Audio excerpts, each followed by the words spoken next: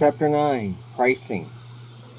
When you finish studying this chapter, you should be able to answer the following questions in great detail and accurately. How do demand and elasticity enter pricing decisions? For low pricing, check break even.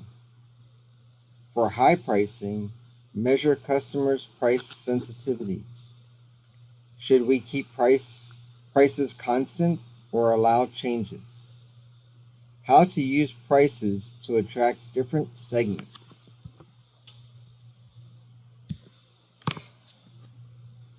So price elasticity, we talked a little bit about this in the previous chapter.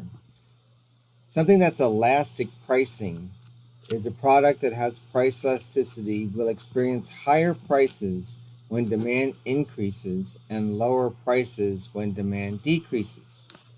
So in other words, if at the grocery store steak is half price, a lot of people will purchase steak, and the sales of steak will skyrocket because it's half price. If steak doubles in price, people will substitute chicken, pork, some other meat instead of steak because it's now twice the price. So that's having a price elasticity. Inelastic pricing is when the price changes but the demand remains constant. So the technical way of saying it is a product that has price inelasticity will not experience demand fluctuation when the price changes within a specific range. So if gasoline right now nationwide, the report just came out this morning, is $2.62 a gallon, which is, I believe they said 70 cents higher than last year at this time. Okay? But the demand for gasoline hasn't changed. It's still relatively constant today versus last year on this date, even though the price is 70 cents higher per gallon. Now, if gas goes above $4 or $5 a gallon, then it's beyond the acceptable range, and people will find alternatives than gasoline. This is why electric cars would take off if gasoline was $5 or $6 or $7 a gallon. It's also why people would switch to diesel or public transportation or ride a bike or walk or manage their trips so that instead of just saying, oh, I forgot to get milk at Walmart, so just take a special trip to Walmart to get milk, you're like, well, no, I'll go by Walmart tomorrow on my way to work or my way home, so I'll just stop then because I don't want to spend the money on gasoline. But that's usually only when it's above a certain range. Outside of California and New York, the range is usually $4. The price point is usually $4. Once it hits $4, people start cutting back their trips or finding alternatives. Anything under $4, there's not a huge fluctuation in demand. Pricing formulas. We talked about this as well. Price skimming, charge the highest price customers are willing to pay, little or no competition, and usually have an innovative product, like the latest iPhone that's out.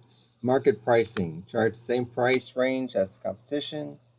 Price penetration, charging the cost or below the cost of the product. This is to get yourself into the market. So if you want people to buy your product instead of the competition and you're brand new to the market, one way to do it is to have a much lower cost than everybody else. Much lower price, than everyone else. Utilize the break into market force competition out of the market. EDLP, everyday low pricing, created by Walmart. No sales, only rollback prices when the costs are reduced by the suppliers. So they just pass on the savings to the customer.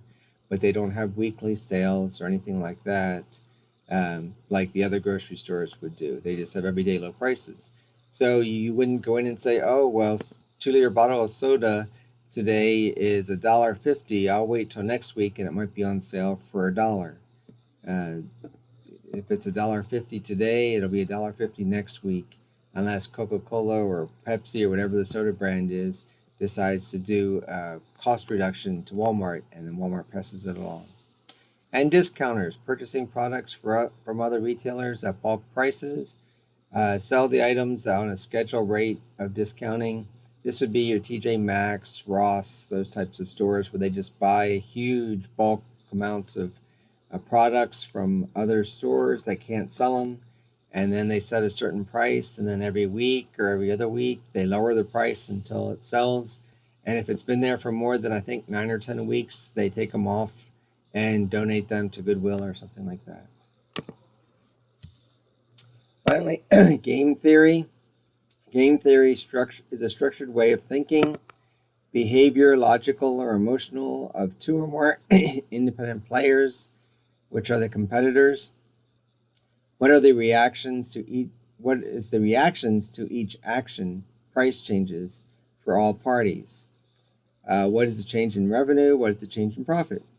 In other words, if someone lowers the price of gasoline, and then the person across the street, the gas station across the street, sees that they lower the price, so they lower their price. And then all of a sudden you have a gas war where they keep lowering the price to see who could be the lowest price. Well, if they did that, the revenue would probably increase because they'd have more customers filling up their tanks than they had before they lowered their prices. But the profit would decrease probably to a loss because they're lowering the prices to the point where where it costs more than what they're charging the customer for the gasoline, and thus the price war.